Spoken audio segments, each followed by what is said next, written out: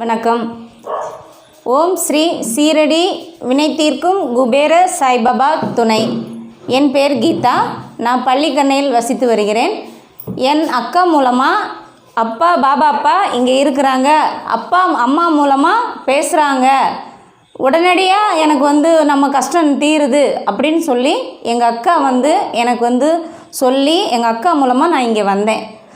வரும்போது ரொம்ப கஷ்டத்தில் நான் வந்தேன். ஒரு பணம் இல்லாமல் நான் அவ்வளோ கஷ்டப்பட்டு வாழ்க்கையில் ஒரு நகை எதுவுமே இல்லாமல் கஷ்டப்பட்டு நான் வந்தேன். இன்றைக்கி அப்பாக்கிட்ட நகை எல்லாமே நான் மீட்டெடுத்தேன்.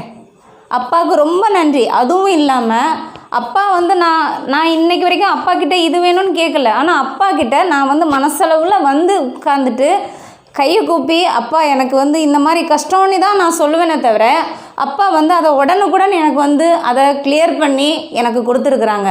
எவ்வளோ உடம்பு சரியில்லாமல் இருந்து இன்றைக்கி இந்த இடத்துல எனக்கு எந்த பிரச்சனையுமே இல்லை. உடம்பு அடிக்கடி டாக்டர்கிட்ட போவேன்.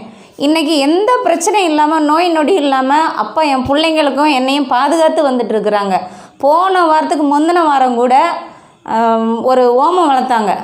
அதில் கூட கெட்ட சக்தி எனக்கு தீய சக்தி செஞ்சுருக்காங்க யாரோ. அதை அப்பா அந்த ஓமத்து மூலமாக என்னையும் என் பிள்ளையும் என் குடும்பத்தையே காப்பாற்றி இன்றைக்கி என்னை உயிரோடு வச்சுருக்குறாங்க. அன்றைக்கி அப்பா என்கிட்ட சொன்னாங்க, 3 வருஷத்துக்கு முன்னாடியே அவள் இருக்கிற இடத்துல புல் முளைச்சிருக்கோம் அப்படின்னு சொல்லி என் அக்கா கிட்ட அப்பா சொன்னாங்க. அம்மா மூலமாக இன்றைக்கி அப்பா என்னை மீட்டெடுத்து இன்றைக்கி நல்லா வச்சுருக்குறாங்க.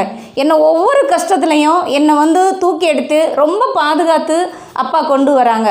போன வாரம் கூட ஒரு மாதமாகவே நான் வேலையில் ரொம்ப கஷ்டப்பட்டுட்டு ஒவ்வொரு நாளும் கஷ்டப்பட்டுட்டு வருவேன். ஆனால் அப்பாக்கிட்ட எதுவுமே கேட்க தோணாது. நான் ஃப்ரீயாக இருப்பேன். எனக்கு அப்பா இதை கொடுங்க அதை கொடுங்க நாங்கள் இது வரைக்கும் நான் கேட்க மாட்டேன். ஃப்ரீயாக இருப்பேன். ஆனால் அப்பாவுக்கு தான் பிள்ளைக்கு என்ன தெரியும், தான் மகளுக்கு என்ன செய்யணும் அப்படின்றத அப்பா அதை பார்த்து நான் ஒவ்வொரு நாளும் எவ்வளோ மன கஷ்டத்தில் வரேன்றதை அப்பா தெரிஞ்சுக்கிட்டு போன வாரம் ரொம்ப கஷ்டப்பட்டு இந்த இடத்துக்கு நான் வந்தேன் வேலையில்.